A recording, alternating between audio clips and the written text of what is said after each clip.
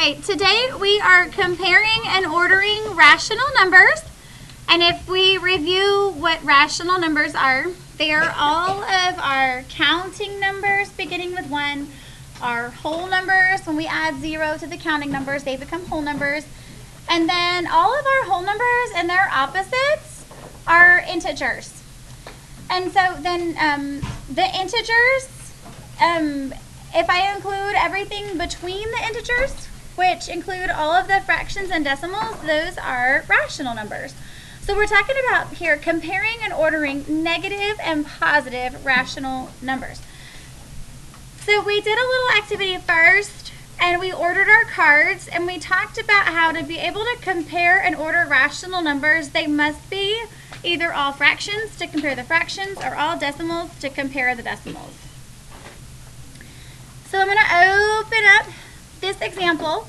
And this first example are some friends that are completing a triathlon, and then we have their time either above or below average. If it was below average, it's listed as a negative number. If it's above average, it's listed as a positive number. So the first thing we're going to do is order these greatest to least. So my step 1 is to write the fractions as equivalent decimals. So I have John. I'm going to put J for John. His fraction is 1/2, and I know that that's the same thing as 5/10. Then I have Sue. Hers is 1 4/10. It's already a decimal. I have Anna.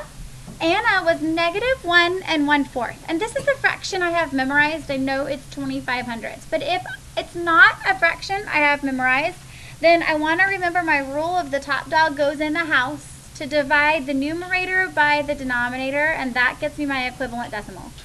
So then I'm going to write Anna is -1 25/100. Mike is -2 0/10. And then last I have Tom, and he's already a decimal as well, and it's 1 95/100. Now I wanted this time compare them by putting them on a number line. Once I get them on the number line, I can tell the correct order greatest to least, because once I put them on the number line, then they're in order because my number line is in order. So I'm going to come down here to my number line, begins from -2 to +2, and I'm going to graph each of these on my number line. So the first one I have is John. He's at 5/10. So I'm going to know, I know that 5/10 is right in the middle of 0 and 1, so I'm going to graph that, and I'm going to label it J for John. Then I'm going to graph Sue. Her time was 1 4/10. So I know 1 4/10 is just a little bit to the left of 1 1/2.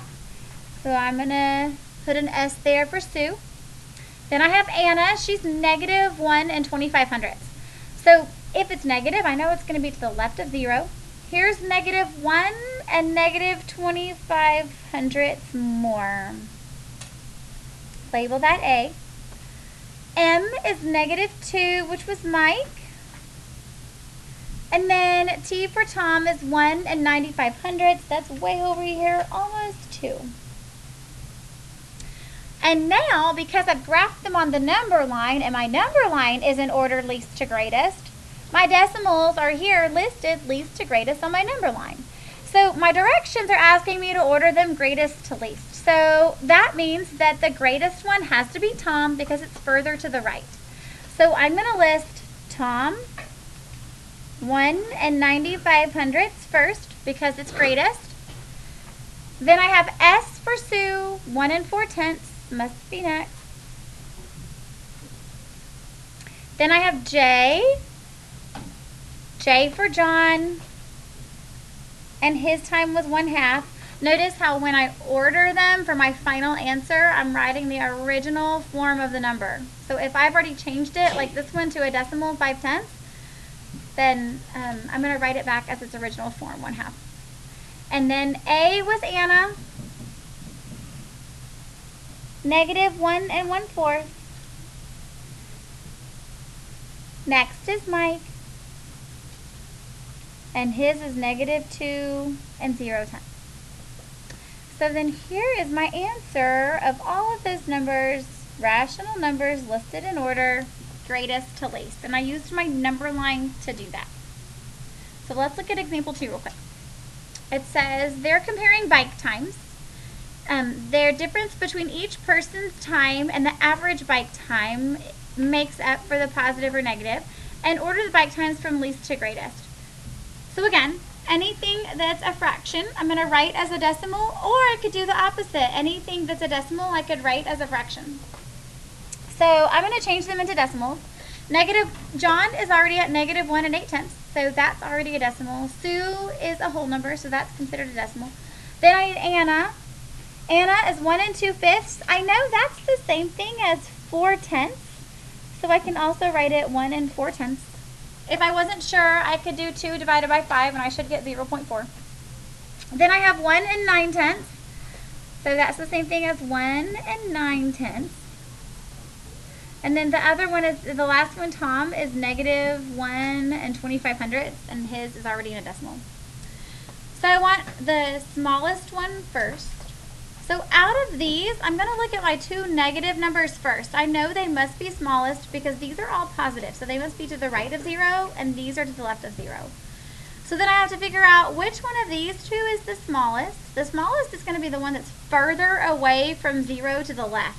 So that would be -1 8/10. So I'm going to list John with -1 8/10 first.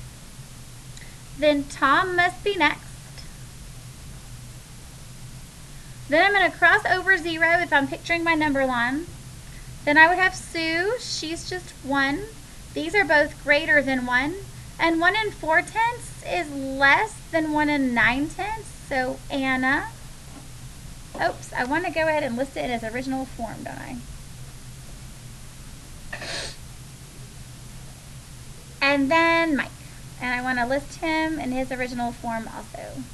So things to remember are when I'm comparing and ordering, I want to make sure that they are in the same form. I want to think about those numbers placed on my number line as far as how far away it is from 0.